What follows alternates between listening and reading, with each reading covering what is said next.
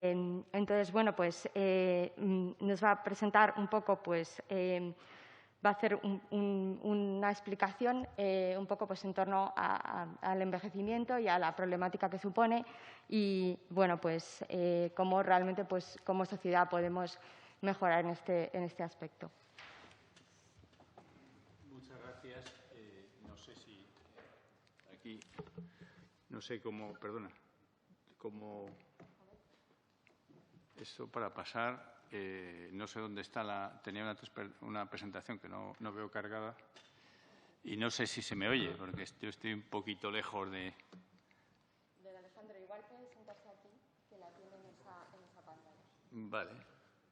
Bueno, pues sería igual, ¿no? Esta no es, ¿no? Esto es. Ahora, ¿no? A ver si se pasa. Sí. Vale. No sé, bueno, antes de empezar, quiero felicitar a María Menéndez porque es la empresaria, la impulsora de este foro, que cumple ya 5 años. En demografía se habla de mortalidad infantil al primer año y a los 5 años. 5 años es un hito, ¿no? Algo que sobrevive de 5 años tiene, desde luego, mucho valor, ¿no? Y quería dar las gracias, y lo contrario de don Jaime Mayor, por el elogio de antes, ¿no? Porque se ha pasado, pero como no está, pues bueno, ya se lo he dicho antes en persona, ¿no? Entonces, como veis, la presentación que quiero hacer, bueno, el tiempo que me dé, la daré a disposición del público, porque posiblemente no me dé tiempo a pasar todo. Empieza con un latinajo, ¿no? ¿Hasta cuándo vamos a seguir sin reaccionar, ¿no? Porque realmente los números son tan duros y cada día son más duros que por eso sigo persistiendo, ¿no? Porque es que yo siempre saco un nuevo número y digo, ya por fin va a reaccionar la sociedad, porque esto es imposible de no reaccionar, pero no, seguimos igual, ¿no? Un poquito más.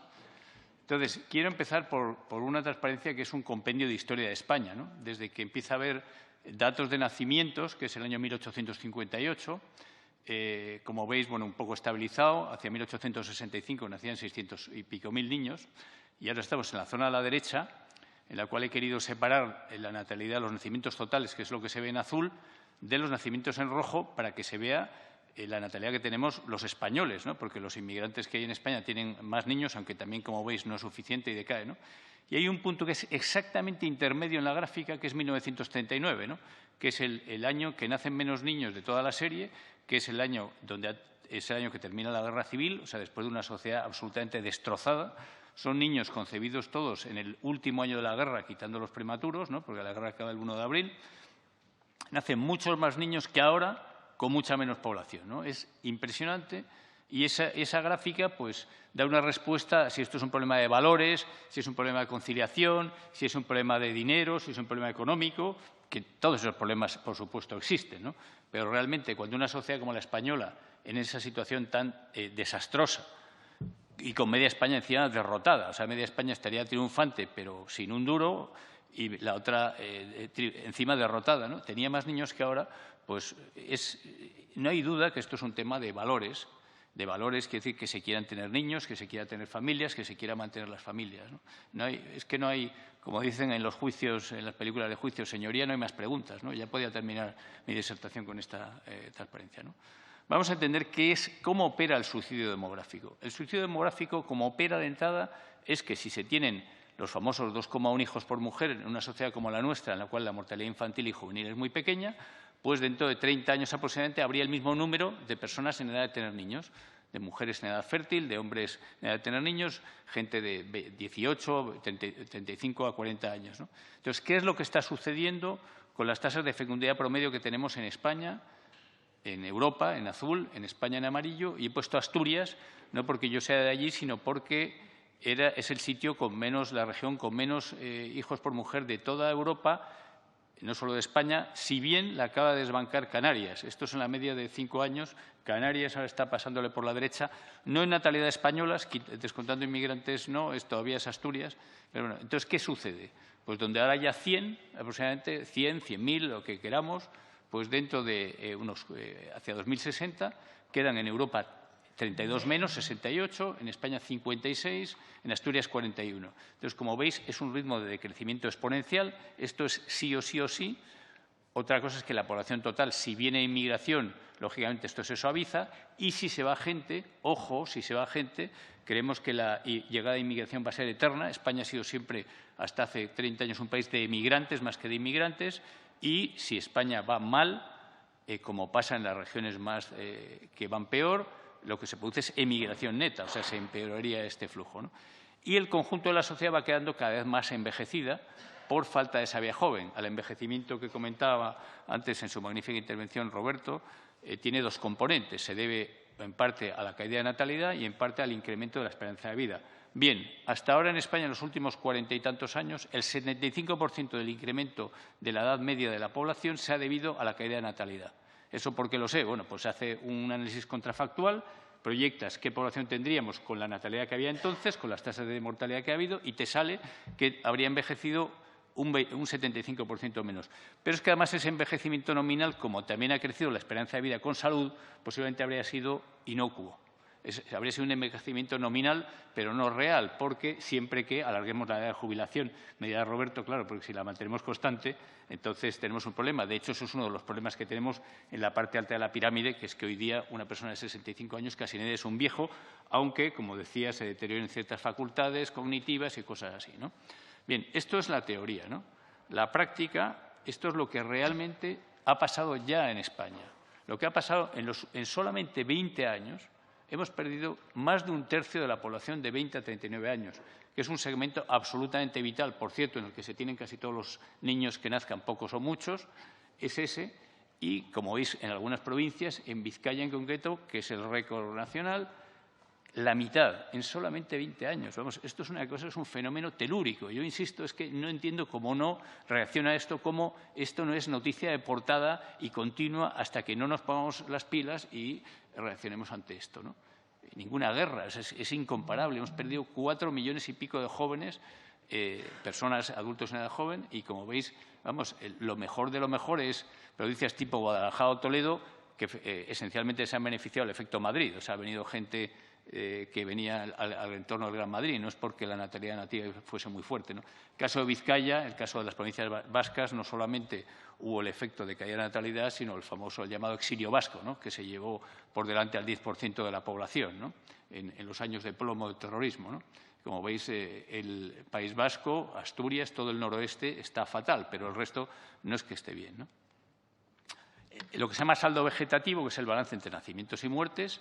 En este cuadro veis en azul el total y en rojo el de la población nativa española, sin tener en cuenta pues, que la aportación en niños y también en fallecimiento de los inmigrantes, que, como es una población más joven y más fecunda, aporta un saldo positivo. Pero incluso con ellos no cubrimos y, como veis, es un saldo decreciente. No he metido 2020 porque ahí, al haber el efecto pandemia, que es un efecto especial, pues distorsiona un poco la gráfica respecto al nivel normal. Todavía no hay datos definitivos, pero cuando lo haga lo pondré descontando el efecto para que se vea, porque la tendencia sin pandemia ya era esta, ¿no?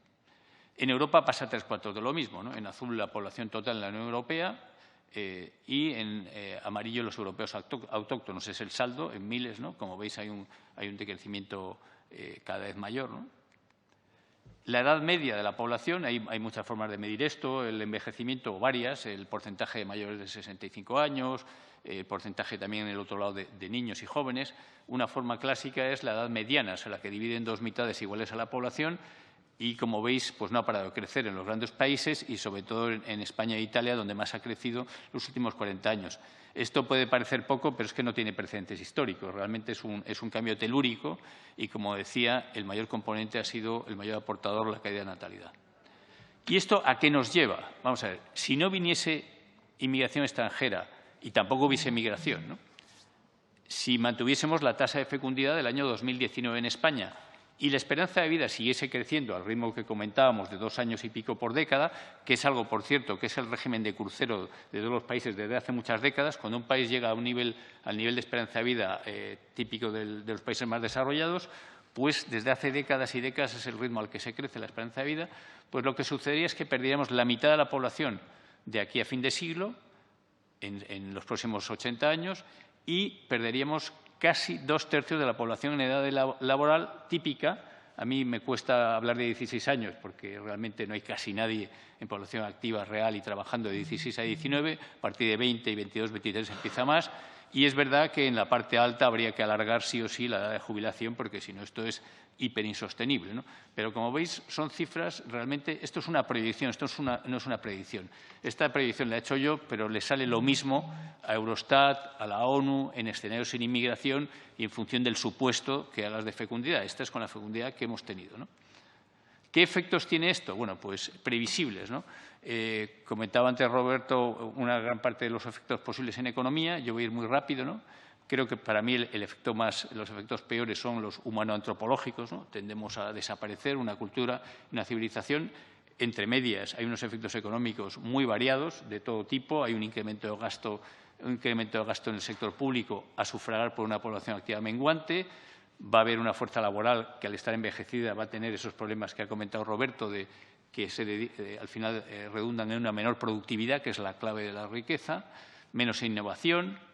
Va a haber menos economías de escala y, desde luego, la economía son dos cosas, por así decirlo: oferta y demanda, flujo, que es lo que producimos, y stock, que es la riqueza acumulada. Gran parte de la riqueza acumulada pues va a decaer, va a menguar, porque son, por ejemplo, casas que, si se van quedando vacías y no hay compradores, pues el valor de la propiedad inmobiliaria tiende a ser cada vez menos.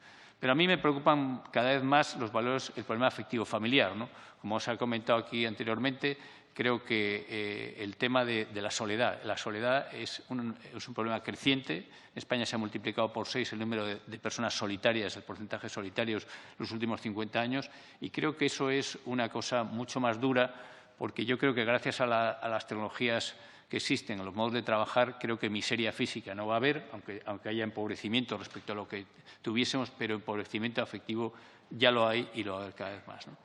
Políticamente tendemos a una gerontocracia, es decir, un país jubilado, unas democracias gobernadas por los jubilados, no unas gerontocracias del Sanedrín, de los pocos ancianos muy sabios de los tiempos clásicos, ¿no? Sino de la masa, que pide ahora, y pediremos los que estamos aquí dentro de 20 años, que hay de lo mío, que es de mi pensión, a costa de aplastar a nuestros propios hijos y nietos, quienes lo tengamos, ¿no?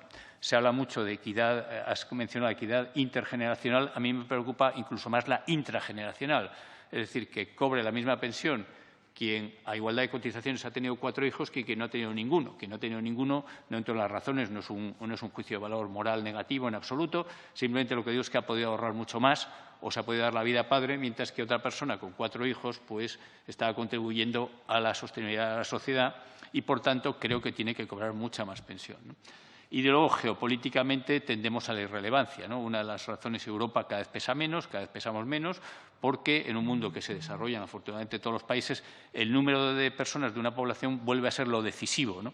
Cuando la productividad europea y de Estados Unidos era infinitamente superior, o casi, a la del resto del mundo, aunque fuésemos menos, liderábamos el mundo, porque multiplicábamos diferencialmente nuestro número por una productividad superior.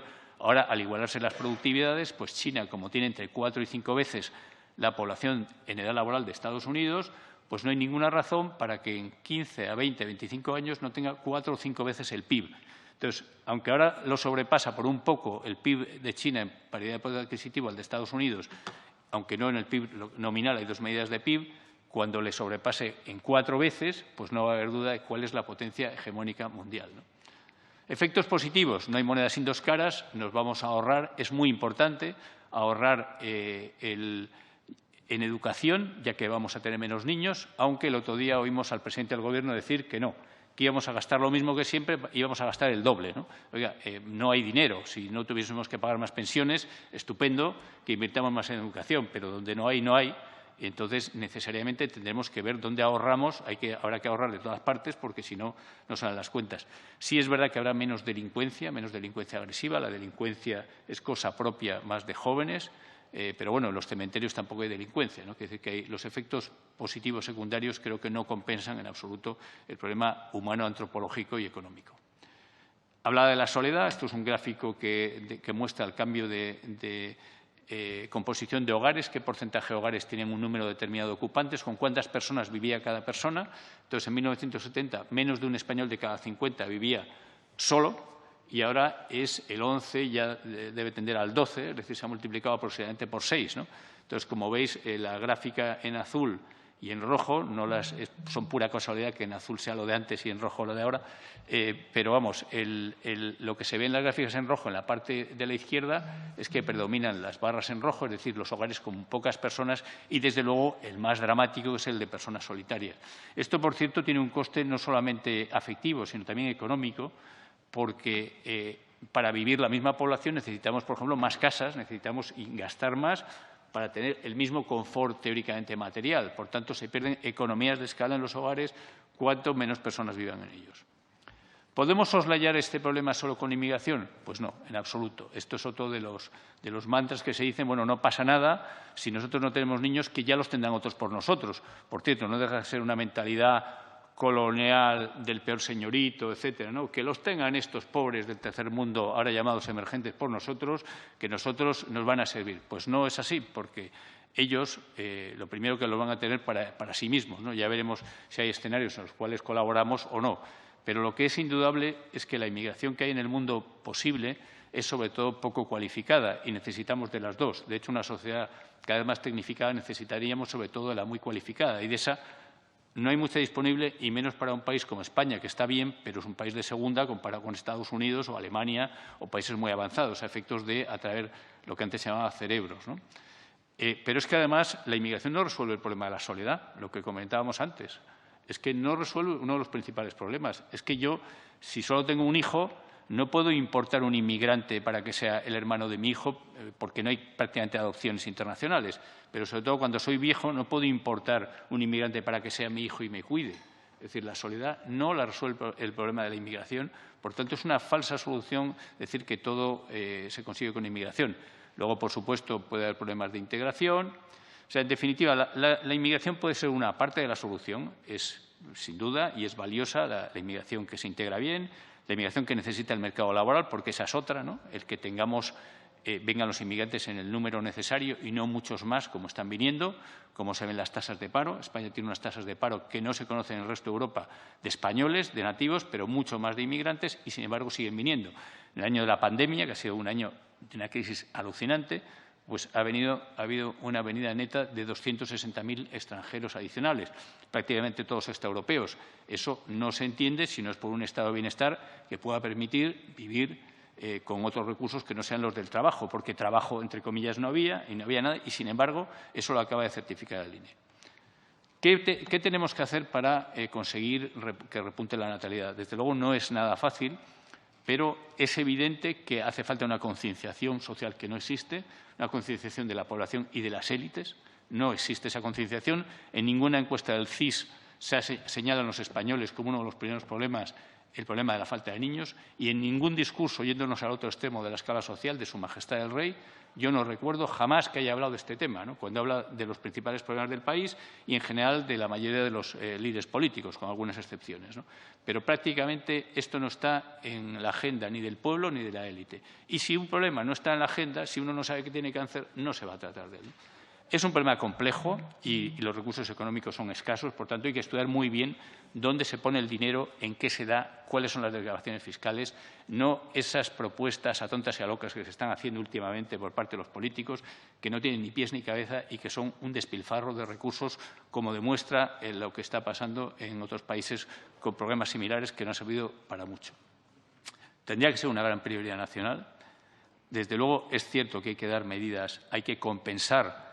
Siempre se habla de ayudas a la natalidad, lo cual es un mensaje que transmite la idea de que eres débil si tienes hijos y que eres pobre. A mí no me gusta hablar de ayudas, me gusta hablar de compensaciones o de incentivos, porque la inmensa mayoría de la gente tiene dinero suficiente para tener un par de niños al menos. Otra cosa es que haya un 20%, un 15%, un 25%, a la cual se haya que ayudar. Pero la mayoría de la población tiene recursos suficientes.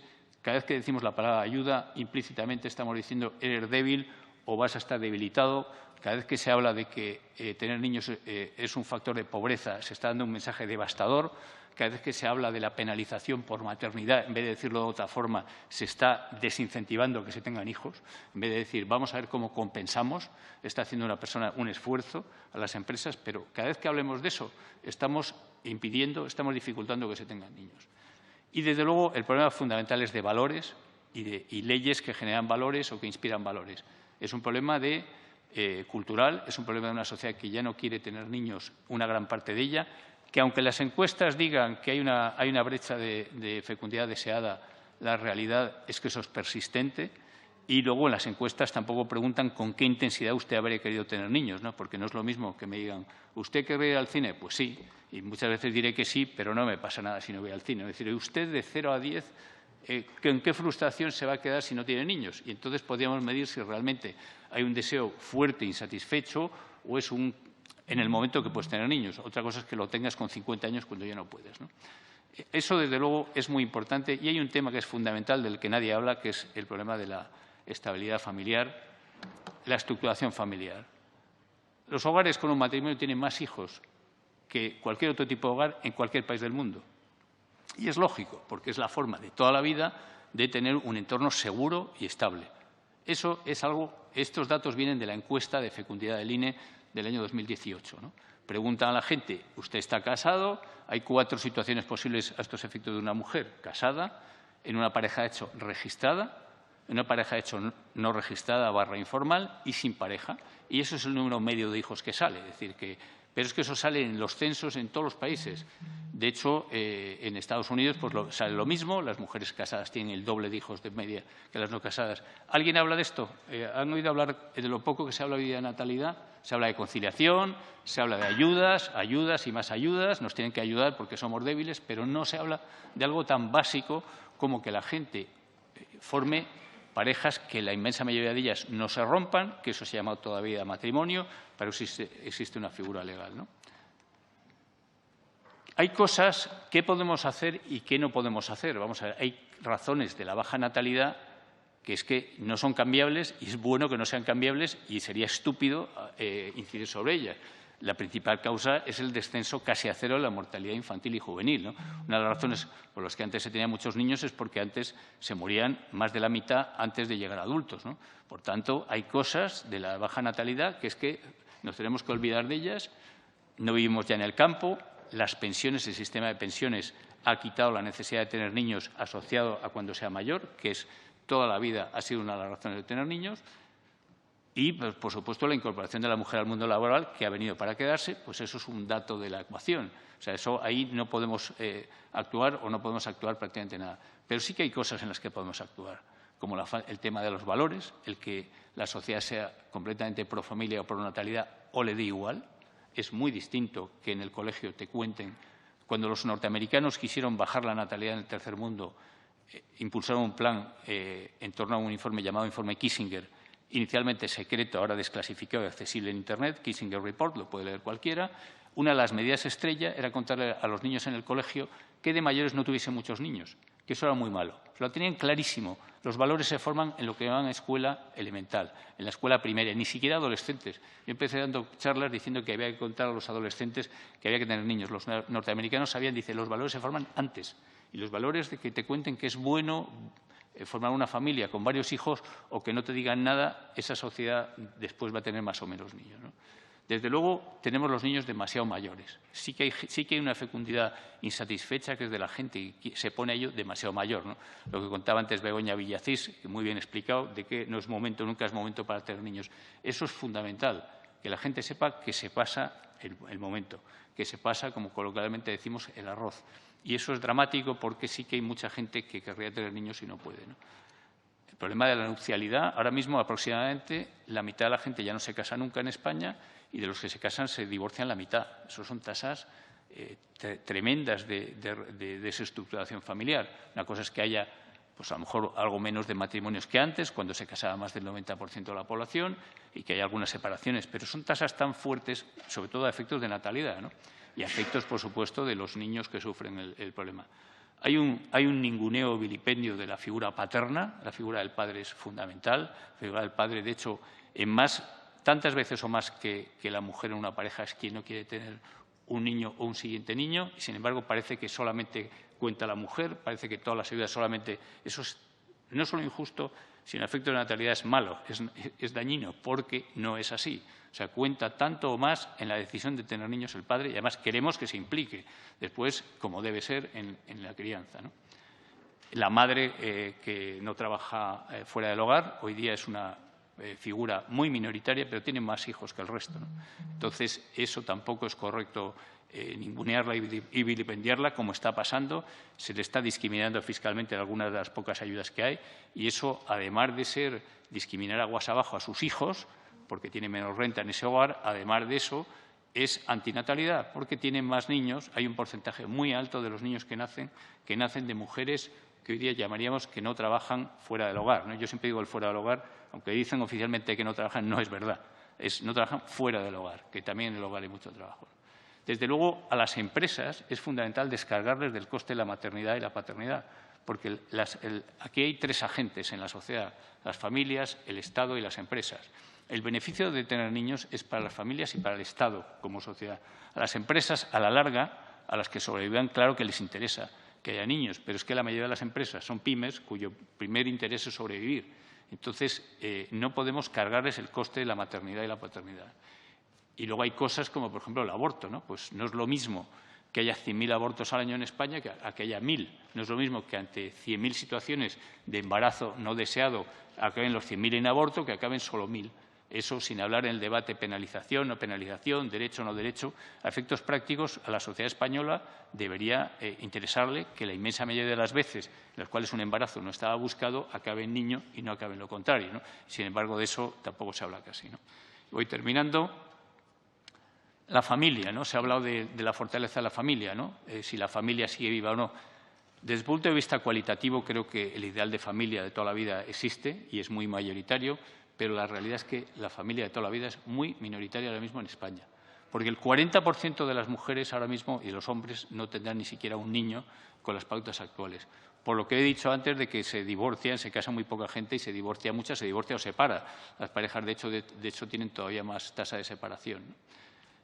Tenemos un porcentaje creciente, todavía es pequeño en España, pero creciente de niños sin padre, que directamente no tienen ni siquiera padre en el registro. En Noruega llega al 8% de niños que se registran sin padre. España está entre el 2 y el 3, pero es que antes era el 0,3, 0,4. Siempre había algún hijo póstumo y alguna situación sobrevenida, ¿no? Y hay un porcentaje enorme de menores que hoy día conviven solamente con uno de sus dos progenitores, lo cual, para el punto de vista de un niño, desde luego no es lo ideal.